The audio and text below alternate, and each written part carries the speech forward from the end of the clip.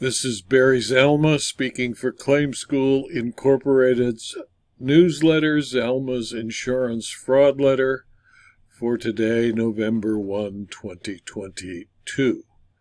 In this, the 21st issue of the 26th year of publication of Zalma's Insurance Fraud Letter, you will find articles that discuss the following insurance fraud issues. First, when an insured lies to his insurer, the claim may be denied.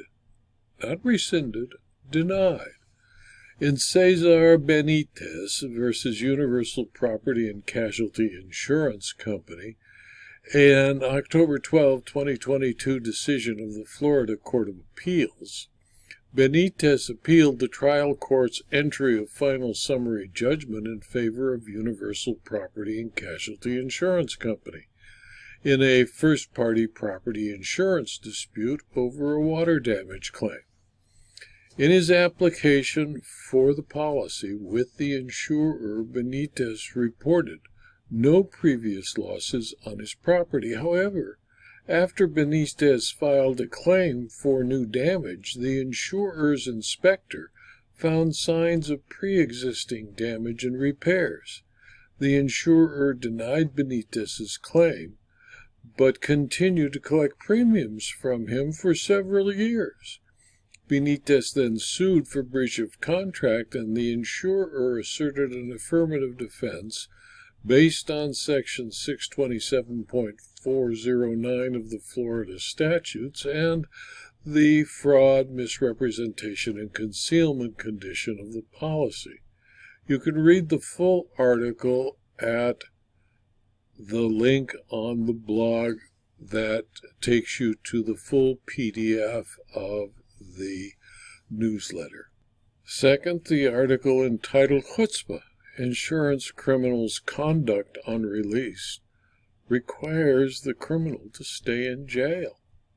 In Money VIL versus State of Mississippi, a October 11, 2022 decision of the Mississippi Court of Appeals dealt with a request to avoid jail after conviction for insurance fraud.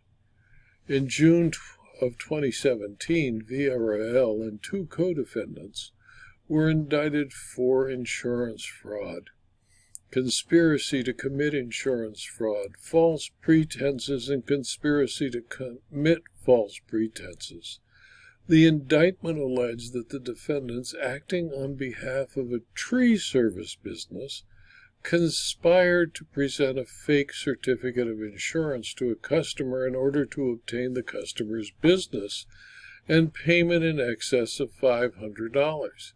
In May of 2018, pursuant to a plea bargain, Villarreal pled guilty to count 2 and the remaining counts were nolle prost.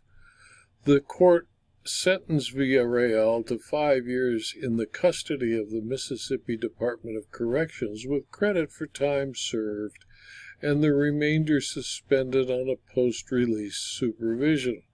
Of course, he violated the post-release supervision, and you can read the full article and the full issue on the link in the newsletter.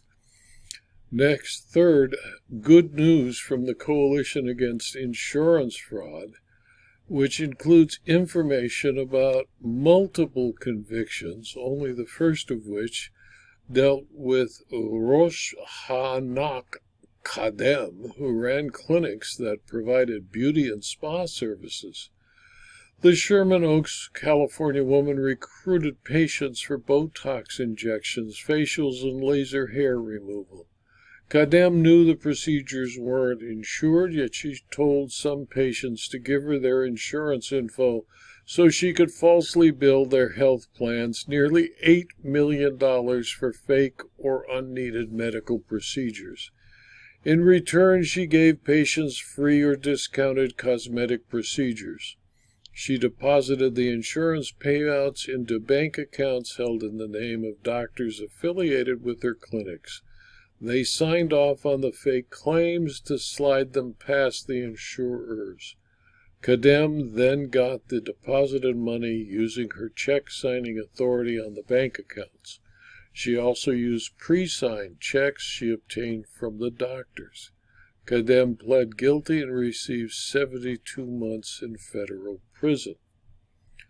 The next article deals with how to add to the professionalism of your claims staff and incorporates information about the training programs available from Claim School Incorporated.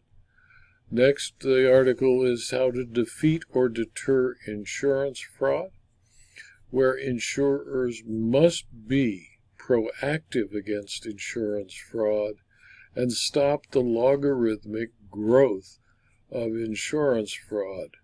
Fraud seems to be taking more money every year from the insurance buying public. The Coalition Against Insurance Fraud recently revised its estimates from $80 billion a year to announce that insurance fraud takes over $308 billion a year from the insurance industry.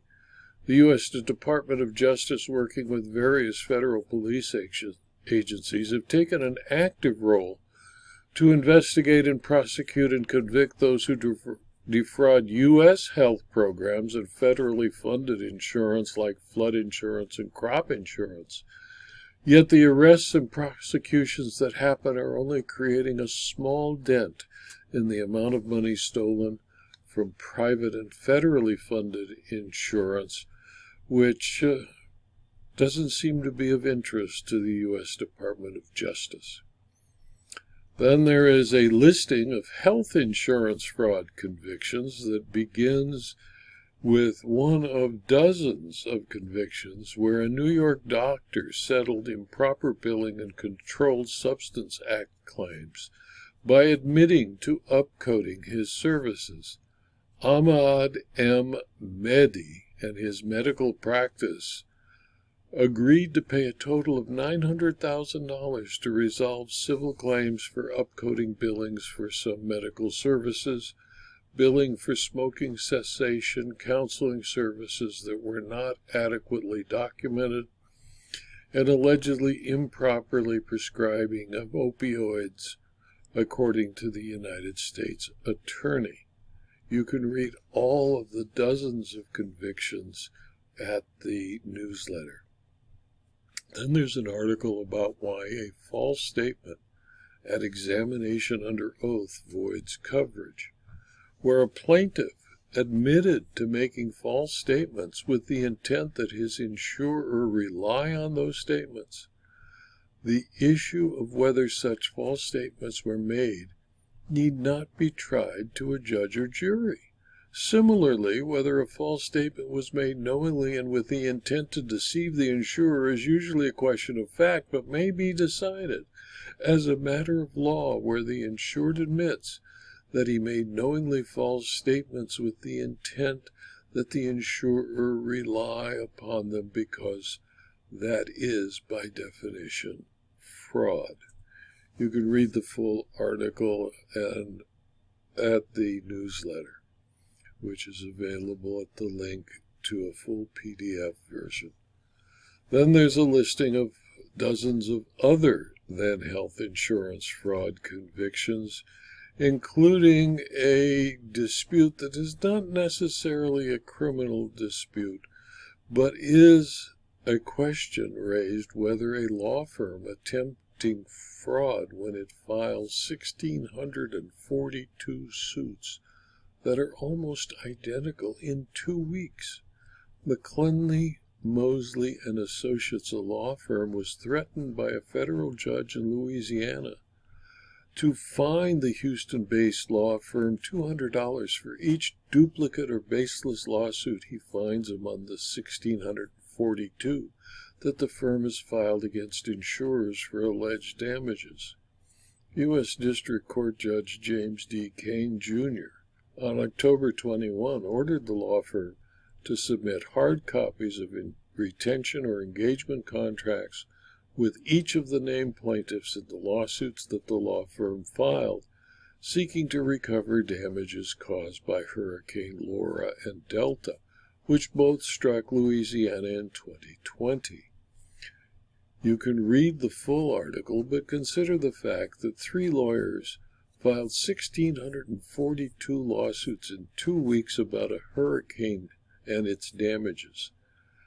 I've been a trial lawyer and a lawyer for more than 45 years. Since I retired, I've been an expert witness, and I can tell you that it takes more than 40 hours a week to handle perhaps 30 or 40 active litigation cases, and there is no possible way that 2 or 3 lawyers could handle the litigation necessary for 1,642 such cases.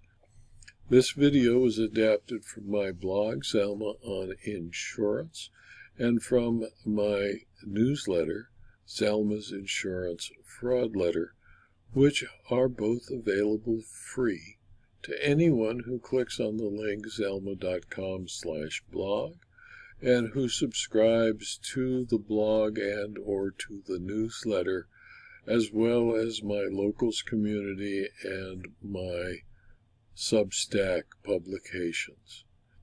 I hope you read the full newsletter, and thank you for your attention.